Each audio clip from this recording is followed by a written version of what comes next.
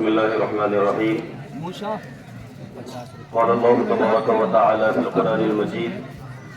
أعوذ بالله من الشيطان الرجيم. بسم الله الرحمن الرحيم. واعتصموا بحبل الله جميعا ولا تفرقوا. معزز سامعین کرام، آپ سبھی لوگوں کو سال 2023 کا یہ عید الفطر بہت بہت مبارک. خدا کرے کہ یہ عید آپ کے لیے ڈھیر ساری خوشیاں لائے. خدا کرے کہ یہ عید آپ کے لیے بہت بہتر ثابت ہو اور ہر اعتبار سے خوشحالی لائے، خوشی لائے، دینی اعتبار سے آپ کی ترقی ہو. سامعین کرام، عید کا جو تہوار ہے اس کی شروعات ہجرت کے بعد شروع ہوئی. جب حضور اکرم صلی اللہ علیہ وسلم مکہ سے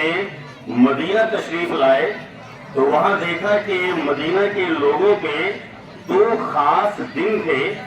اور ان دنوں میں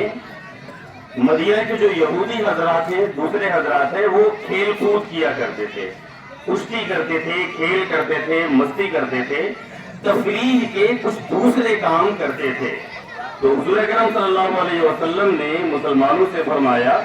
کہ اللہ تبارک و تعالیٰ نے ان 2 دنوں کے بدلے میں تمہیں دوسرے 2 دن دیے ہیں، اور یہ ہے عید الفطر اور عید الاضحیٰ. سامعین کرام، عید الفطر کا جو تہوار آتا ہے یہ رمضان مکمل ہونے کے بعد آتا ہے. جب رمضان کے 30 روزے ہم رکھتے ہیں، پورے مہینے جب ہم بھوکے پیاسے رہتے ہیں، اپنے نفس پہ کنٹرول کرتے ہیں، پیاس لگی ہوئی ہوتی ہے لیکن پانی نہیں پیتے، بھوک لگی ہوئی ہوتی ہے لیکن اس کو برداشت کرتے ہیں، بہت سی جگہوں میں بولنے کا من کرتا ہے، جواب دینے کا من کرتا ہے، لیکن خدا کا حکم ہوتا ہے کہ کنٹرول میں رکھو، اپنی زبان کو کنٹرول میں رکھو. تو جب یہ ساری چیزیں ہم انجام دیتے ہیں، ایک احتیاط کی زندگی گزارتے ہیں 30 دنوں تک، اس کے بعد اللہ تبارک و تعالیٰ کا یہ انعام آتا ہے اور اللہ تبارک و تعالیٰ ہمیں حکم دیتے ہیں کہ 30 دنوں تک آپ نے خود پہ کنٹرول کیا ہے،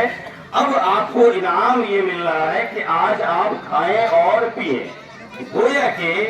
رمضان جو ہے وہ عمل کرنے کا مہینہ ہے،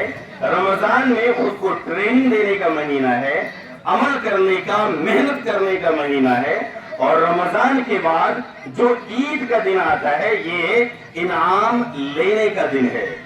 اور یہ جو ترکیب ہے، 30 دنوں تک آپ محنت کیجئے، مشقت برداشت کیجئے، بھوک اور پیاس کی شدت کو برداشت کیجئے، اور اس کے بعد عید کے دن جو انعام ملتا ہے، اس میں دراصل زندگی کا ایک بہت ہی اہم سبق ہمیں سکھایا گیا ہے، اور وہ یہ ہے کہ اس دنیا کا فارمولہ یہ ہے، اس دنیا کا اصول یہ ہے کہ پہلے محنت کیجئے اور محنت کرنے کے بعد یہ امید رکھیے کہ اب آپ کو انشاءاللہ کامیابی ملے گی اور ریوارڈ ملے گا. سامعین کرام، عید کی جو شروعات ہوتی ہے جب ہم رمضان کے آخری تاریخ میں جب افطاری کرتے ہیں اور اس کے بعد جب چاند دیکھتے ہیں تو اس چاند کو دیکھتے کے ساتھ ہی عید کی شروعات ہو جاتی ہے. شوال کا مہینہ شروع ہوتا ہے اور عید کی خوشیاں اس چاند کو دیکھ کر ہی شروع ہو جاتی ہے. لیکن کتنی خاص بات ہے، کتنی خوبصورت بات ہے کہ جب آپ چاند کو دیکھتے ہیں اور آسمان کی طرف جب بچے، بوڑھے، جوان سب دیکھ رہے ہوتے ہیں، اور چاند کو جیسے ہی دیکھتے ہیں تو چاند کو دیکھتے کے ساتھ ہی سبھی لوگ جھوم اٹھتے ہیں. اور یہ چاند ہمارے لیے صرف خوشیوں کا ہی ذریعہ نہیں ہوتا ہے، یہ چاند ہمارے لیے خوشی کے ساتھ ساتھ یہ بھی یاد دلاتا ہے کہ ہم سب خدا کے بندے ہیں. آپ کو یاد ہوگا، اور خاص طور سے جو بچے ہیں ان کو تو یہ یاد ہی ہوگا، جب وہ چاند دیکھتے ہیں تو چاند دیکھتے کے ساتھ ہی ان کی زبان پہ ایک دعا آتی ہے. ایسا نہیں کہ چاند دیکھا، خوشی کی ایک علامت دیکھی، اس کے بعد پٹاخے پھوڑنا شروع کر دیا، ہنگامہ شروع کر دیا، بلکہ چاند دیکھتے کے ساتھ ہی بچے ہوں یا بوڑھے، جوان، سب اپنے دل سے ایک دعا بولتے ہیں: اللہم احلہ علینا بالامن والایمان. اے اللہ اس چاند کو ہمارے لیے امن کا، سلامتی کا اور ایمان کی نشانی بنا دے، ایمان کی علامت بنا دے۔ چنانچہ یہ چاند ہمارے لیے خوشی کا بھی ذریعہ ہے، اور خوشی کے ساتھ ساتھ یہ چاند، عید کا یہ چاند تمام مسلمانوں کو اللہ تعالیٰ سے جوڑ بھی دیتا ہے۔ اس چاند دیکھنے کے بعد جو پوری رات گزرتی ہے، مسلمانوں کو حکم ہے کہ چاند دیکھنے کے بعد پوری رات عبادت میں گزارے، تلاوت میں گزارے، ایکسائٹمنٹ میں گزارے، تیاری کرے۔ اس کے بعد جب صبح ہوتی ہے تو تمام مسلمان تیار ہوتے ہیں، نہاتے ہیں، دھوتے ہیں، بہتر سے بہتر کپڑا پہنتے ہیں، اور اس کے بعد عیدگاہ کی طرف چلتے ہیں، اور ہر ایک کی زبان پہ ایک ہی جملہ ہوتا ہے، اللہ اکبر، اللہ اکبر، اللہ سب سے بڑا ہے، اللہ سب سے بڑا ہے۔ تمام مسلمان اپنے گھروں سے عیدگاہ جاتے ہوئے یہ اعلان کرتے ہیں، یہ گواہی دیتے ہیں کہ اگر پوری یونیورس میں، کائنات میں اگر کوئی ذات ہے جو سب سے بڑی ہے، جو عبادت کے لائق ہے، تو وہ صرف اللہ کی ذات ہے۔ چنانچہ تمام مسلمان یہ ورد کرتے ہوئے، تکبیر پڑھتے ہوئے عیدگاہ آتے ہیں۔ عیدگاہ میں آنے کے بعد ایک دوسرے کے ساتھ خوشی کا اظہار کرتے ہیں، خدا کے سامنے میں جھکتے ہیں، سجدے میں گر جاتے ہیں، اور یہ وہ موقع ہوتا ہے جب اللہ تبارک و تعالیٰ فرشتوں سے کہتے ہیں کہ دیکھو یہی وہ بندے ہیں جس کے بارے میں تم نے یہ کہا تھا کہ یہ فساد مچائیں گے۔ دیکھو 30 دنوں تک محنت کرنے کے بعد یہ سب کے سب میرے سامنے سجدے میں گرے ہوئے ہیں۔ سامعین کرام، عید کی چند خوبصورتیاں جو میں آپ کے سامنے میں پیش کرنا چاہتا ہوں۔ عید کی خاص بات یہ ہے کہ عید جشن کا دن ہے، خوشیوں کا دن ہے، لیکن اس کے ساتھ ساتھ عید کا جو تہوار ہے وہ ایک سنجیدہ عمل ہے۔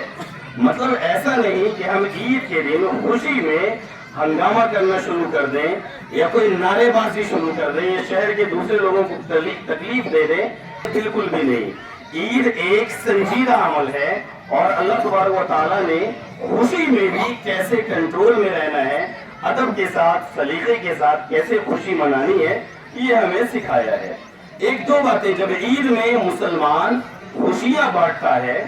تو وہ یہ نہیں دیکھتا کہ سامنے والا پہلے مجھے مبارکبادی دے، اس کے بعد میں اس کو مبارکبادی دوں گا۔ کوئی بھی مسلمان یہ انتظار نہیں کرتا کہ پہلے سامنے والا مجھے گفٹ دے، ہدیہ دے، اس کے بعد میں اس کو گفٹ دوں گا، بلکہ عید ایک ایسا تہوار ہے جس میں مسلمان بے غرض ہو کر اور بغیر کسی مطلب کے، بغیر کسی لالچ کے، خود سے آگے بڑھ کے وہ ایک دوسرے کو سلام کرتا ہے، ایک دوسرے کو مبارکبادی دیتا ہے۔ اور سب سے خوبصورت بات یہ ہے، آپ اگر غور کریں گے،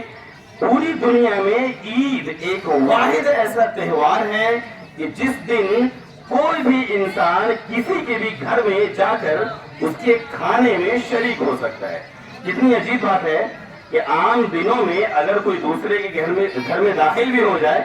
تو عجیب سا لگتا ہے کہ ارے بھائی کیوں آئے ہیں آپ، لیکن عید کی ایک خاص بات یہ ہے کہ مسلمانوں کا، چاہے وہ عرب کنٹریز ہو یا انڈیا ہو یا پورے ورلڈ میں جو بھی کنٹری ہو، جو بھی ملک ہو، مسلمانوں کی عادت ہے کہ عید کے دن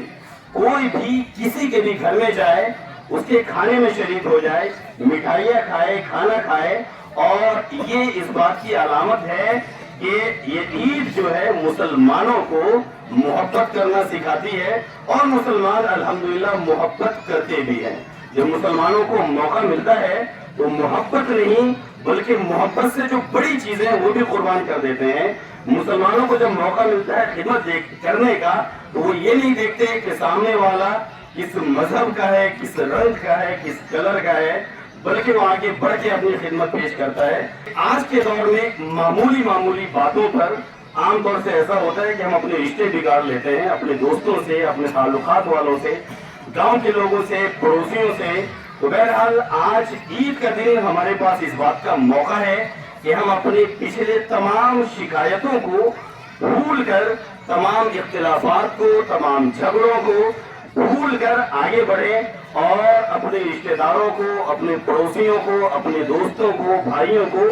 گلے لگائیں، اور آج کے دن سے ایک نئی زندگی، ایک فریش زندگی، پیار محبت کی زندگی، اتحاد و اتفاق کی زندگی گزاریں، اور جہاں اتحاد و اتفاق ہوتا ہے وہاں برکت ہوتی ہے. جس سماج میں اتحاد ہوتا ہے، ایک دوسرے کا احترام ہو،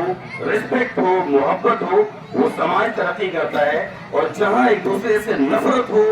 بغض ہو، عداوت ہو، وہ سماج پیچھے کی طرف جاتا ہے اور اس سماج کا، اس ملک کا زوال ہوتا ہے. بہرحال میرا آخری میسج وہی ہے جو میں نے شروع میں کہا تھا اور قرآن کی آیت پڑھا تھا کہ وَاعْتَصِمُوا بِحَبْلِ اللَّهِ جَمِيعًا، اللہ کی رسی کو مضبوطی سے پکڑ لو، وَلَا تَفَرَّقُوا، اور تفرقہ بازی مت کرو، اختلاف مت کرو. ایک اور حدیث جس کو سنا کر میں اپنی بات ختم کرنا چاہوں گا. حضور اکرم صلی اللہ علیہ وسلم نے ارشاد فرمایا کہ فی الاتحاد برکت، اتحاد میں برکت ہے. اخیر میں آپ سب کو پھر عید کی بہت ساری مبارکبادی. خدا کرے یہ عید آپ کے لیے خوشیوں کا سبب بنے. تندرست رہیں، ہمیشہ خوش رہیں، بہتر رہیں اور اچھے رہیں.